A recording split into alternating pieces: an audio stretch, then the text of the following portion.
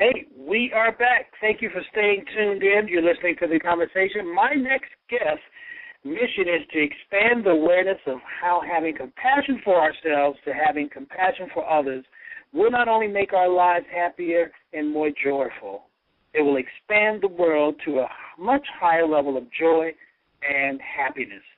So without further ado, please welcome to the show Miss Nancy Battye. Nancy, welcome. Oh, my goodness, Clark. Thank you so much. How are you? Outstanding. How is it in British Columbia? I'm dying to know. At this particular moment, it's a little bit cloudy, a little bit cold, but it's beautiful British Columbia, so it doesn't really matter about the weather. You know, I heard that. I've got to get up there one day. I've heard it's like green always. What's up? That's incredible. It's gorgeous. Well, you know, it is what it is. I'm in Georgia. Well, listen, thank you so much. We love our Canadians on this show. So, what was it? It was a little joke that someone made. I won't even say it because I'll mess it up.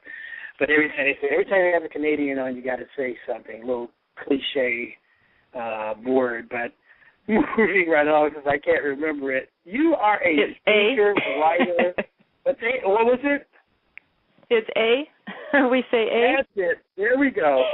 That was it. And this was from a Canadian, so it wasn't, you know, there you go. Anyway, Nancy, you are a speaker, writer, teleseminar host, life coach, certified diver, not to mention a mother. How are you able to manage your time in doing all these things? Well, you know, thank you for the question. In large part, because of the time and commitment that I've made towards investing in myself in terms of personal development, I have a very focused and committed practice that I do every morning in terms of meditation. I walk my dogs every day for an hour. I spend a lot of time writing or saying out loud my gratitudes. I spend a lot of time talking to God's Spirit as I'm planning out and going through my day, and I just have a lot of practices that work to keep me very balanced, and I have made a very deliberate intention to surround myself with like-minded people, and so I'm very fortunate. I have a tremendous support of network, you know, around me that I draw on, so I've set the bar very high for myself, and I work every day to strive towards reaching it. And I'm so sorry. We started a little thing, and now in the chat room, everybody's saying, "Hey." So I'm sorry. Oh. I didn't But, you know, when did you discover that your mission in life would be dedicated to working with others to manifest being the best they could be? Well, you know, Clark, I had a major tipping point in my life in around 2009, having gone through a second divorce, having spent 3 years contemplating, you know, what I was going to do, because for the last 3 years of my marriage, I was so completely miserable. It was just crazy, and I was so torn between feeling that I was going to let my children down because I had worked so hard to establish a really wonderful family environment between my own children and my stepson, who I love and adore. And I just kept thinking, you know, you've made your bed, you've got to lie in it, what are you going to do? But I had just had this one day that I realized that 3 years of my life had passed, and I was, you know, having the same complaints, you know, 3 years back as I was having that current day.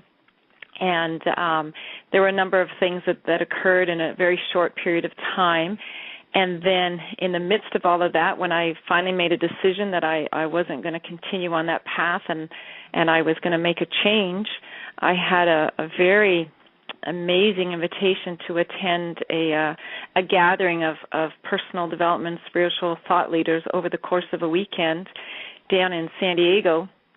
And at the time that I received the invitation, I had no idea, you know, what it was going to cost me, if I had the time available to attend. I just didn't know any of it, and I just decided, you know what, this is calling me for some reason. I need to be there. I attended.